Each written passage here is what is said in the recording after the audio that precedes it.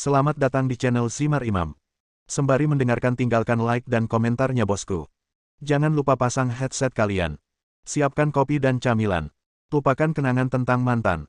Mari kita dengarkan sambil rebahan. Kembalinya Sang Raja. Bab 79. Diam. Villa Nuoda segera menjadi sunyi. Suara, 1 miliar yuan, bergema di kepala Lin Ruohan. Bahkan suara TV pun tidak terdengar. Kamu, apa yang kamu katakan? Kamu bilang ada 1 miliar yuan di kartu ini. Ya, Tuan Su saat ini memiliki simpanan sebesar 1 miliar yuan di kartu ini. Setelah menutup telepon, Lin Ruohan duduk di pangkuan Su Chen terlepas dari penampilannya dan memegangi wajahnya dengan kedua tangan. Saudara Chen, dari mana asal 1 miliar Anda? Su Chen berdiri dan melemparkan Lin Ruohan langsung ke sofa, itu tertiup angin kencang. Saudara Chen, mari kita bahas sesuatu. Lin Ruohan berkata sambil tersenyum, menunjukkan sikap yang begitu menawan sehingga dia tidak mau membayar nyawanya. Ada apa? Itu. Lin Ruohan ragu-ragu sejenak, nah, apakah Anda sangat membutuhkan uang itu? Jika tidak, bisakah Anda meminjamkannya kepada saya sebentar? Saya akan mengembalikannya kepada Anda dalam 1 bulan, dengan bunga, setiap sen. Tidak ada pinjaman. Jangan pinjam. Lin Ruohan tertegun di atas sofa, mengapa kamu tidak meminjamkannya kepadaku? Kamu memakan biskuit beruangku ketika kamu masih kecil. Aku adikmu. Apakah kamu masih bisa menunjukkan kepedulian kemanusiaan kepadaku? Su Chen terdiam beberapa saat.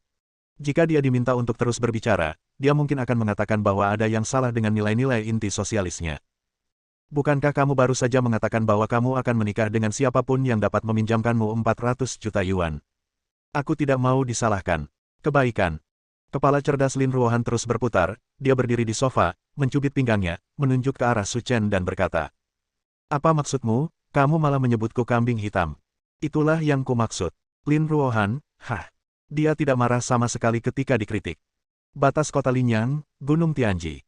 Di tengah lereng gunung di sisi teduh Gunung Tianji, berdiri paviliun ini. Di atas paviliun, terdapat sebuah plakat bertuliskan karakter emas besar.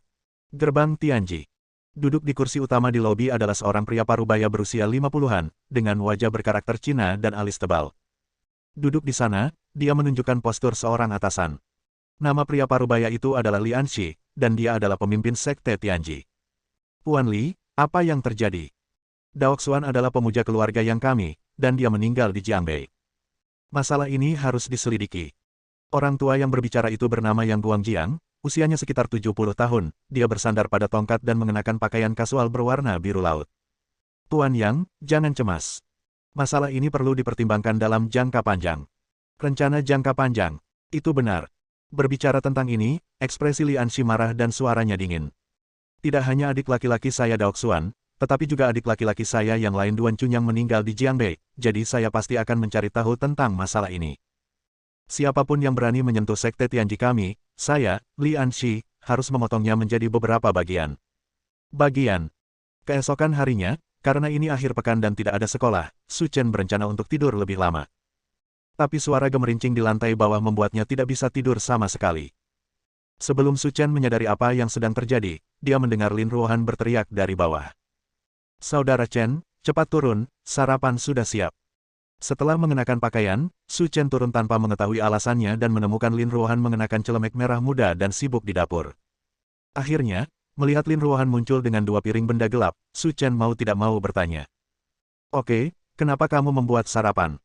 Bukankah kamu meminjamkanku 400 juta kemarin, jadi aku membuatkan sarapan hari ini sebagai hadiah untukmu.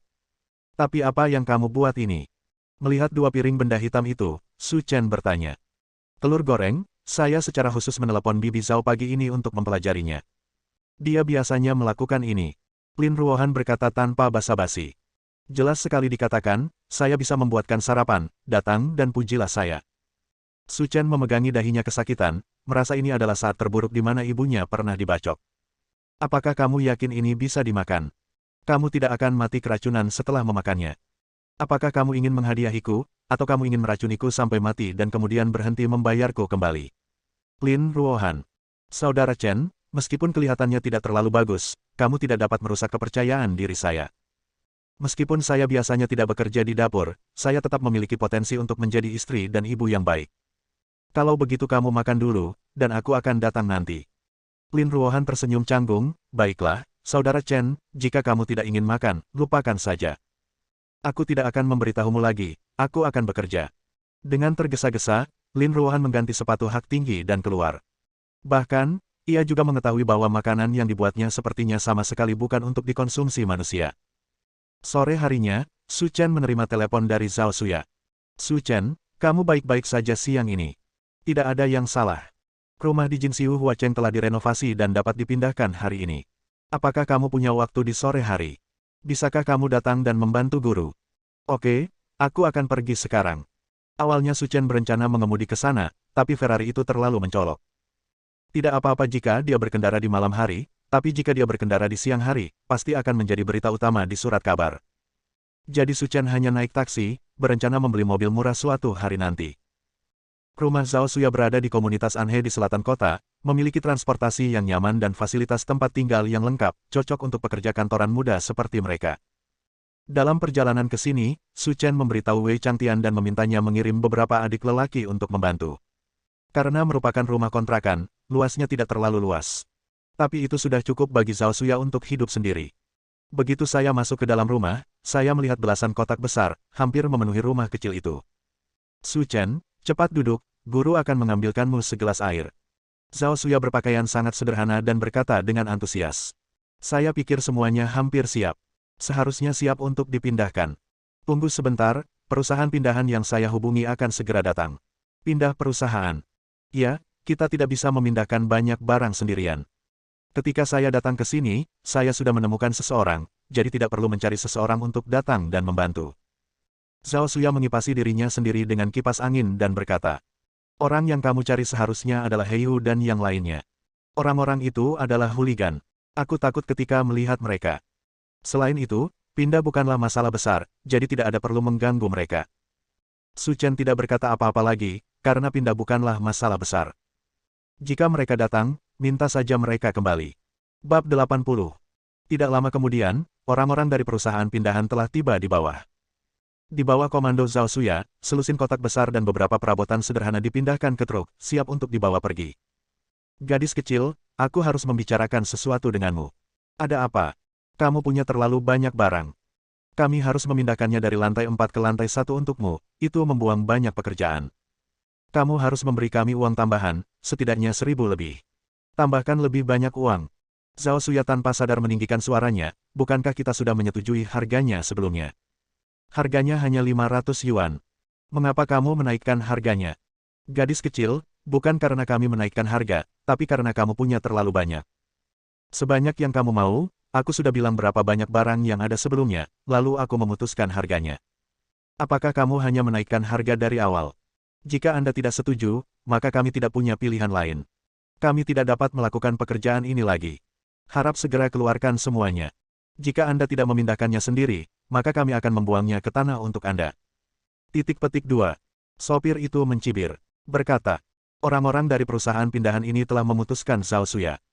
Jika dia tidak memberi dirinya lebih banyak uang dan membuang semua barang ini, kerugiannya akan semakin besar. Anda. Saat ini, Su Chen berdiri dan berkata dengan tenang. Jangan berdebat dengan mereka, biarkan aku yang menanganinya. Sopir itu melirik Su Chen dengan ekspresi jijik dan berkata, anak muda tanpa semua gigi, saya menyarankan Anda untuk menyingkir.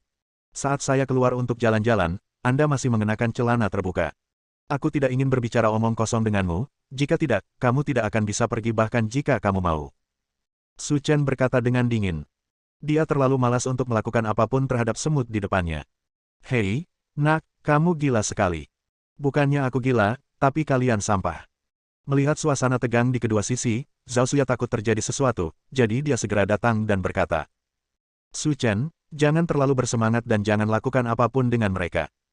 Aku terlalu malas untuk melakukan hal seperti ini. Mari kita tunggu sampai orang-orangku datang. Melihat sikap arogan Su Chen, pengemudi dan beberapa penggerak lainnya maju ke depan dan berkata. Nak, kami beri waktu 10 menit. Jika orang-orang Anda tidak datang, Anda tidak dapat menyalahkan kami. Setelah mengatakan itu, pengemudi perusahaan pindahan itu melirik Zhao Suya dengan tatapan melirik, dan niatnya terbukti dengan sendirinya.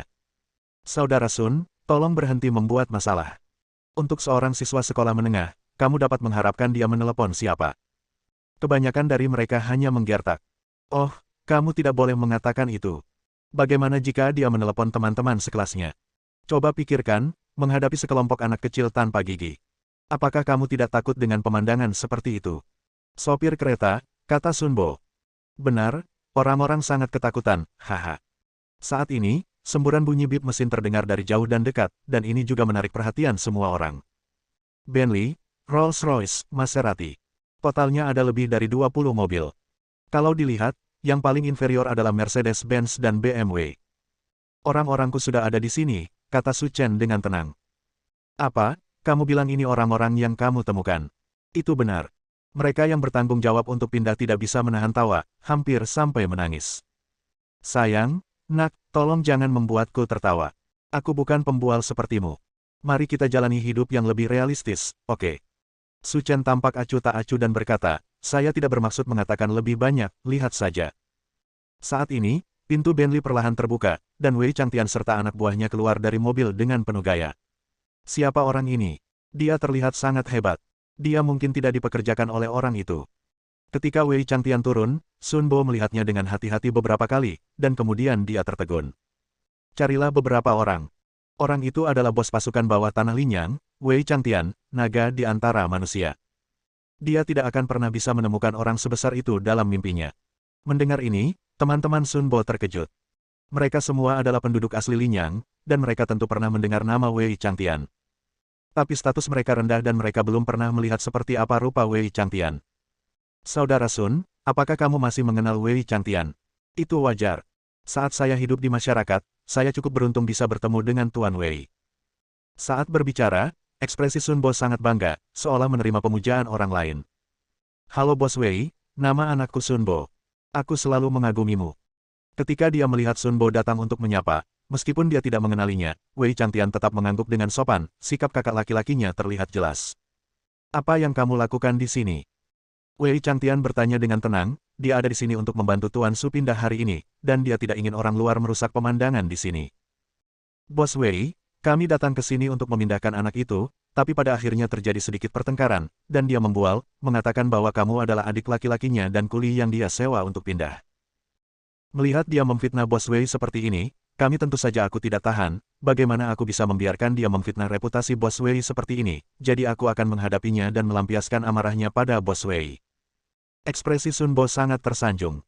Selama dia senang melayani Wei Changtian, dia tidak perlu melakukan kerja keras seperti itu di masa depan. Retakan. Wei Changtian menamparkan wajah Sun Bo dengan keras. Siapa kamu? Beraninya kamu berbicara dengan Tuan Su seperti ini. Kamu mencari kematian. Juga, izinkan saya memberitahu Anda, saya, Wei Changtian, memang adik laki-laki Tuan Su. Kami di sini hari ini untuk membantu Tuan Su pindah. Bingung, Sun Bo menutupi wajahnya yang bengkak seperti kepala babi dan menatap Wei Changtian dengan bingung, dengan ekspresi ngeri seolah-olah dia disambar petir. Zhao Suya di samping juga tercengang. Apa yang sebenarnya terjadi? Orang-orang yang mengendarai mobil mewah ini sebenarnya adalah adik laki-laki Su Chen. Ini tidak mungkin. Kemarilah, kata Wei Changtian dengan dingin. Bos, kita sudah sampai. Pergi, beri mereka pelajaran dan suruh mereka keluar dari Linyang. Aku tahu, bos, aku akan mengurusnya sekarang juga. Bos Wei, maafkan saya, kami tidak melakukannya dengan sengaja. Tidak peduli seberapa keras Sun Bo dan yang lainnya berteriak, itu tidak ada gunanya. Setelah sekitar beberapa detik, komunitas menjadi sunyi sepenuhnya. Wei Changtian menghampiri Su Chen sambil tersenyum dan berkata dengan hormat. Tuan Su, semuanya telah diurus. Ya. Su Chen menjawab dengan tenang, ini sudah larut. Ayo cepat bergerak. Oke, ayo kita lakukan sekarang. Setelah itu, atas pengaturan Wei Changtian, pekerjaan pemindahan berhasil diselesaikan dalam waktu kurang dari 2 jam. Su Chen, guru baru saja pindah ke rumah baru. Silakan tinggal untuk makan malam-malam ini, beli rumah, dan pindah. Anda membantu dalam hal ini. Beri saya kesempatan untuk mengucapkan terima kasih. Zhao Suya berkata sambil tersenyum. Bersambung.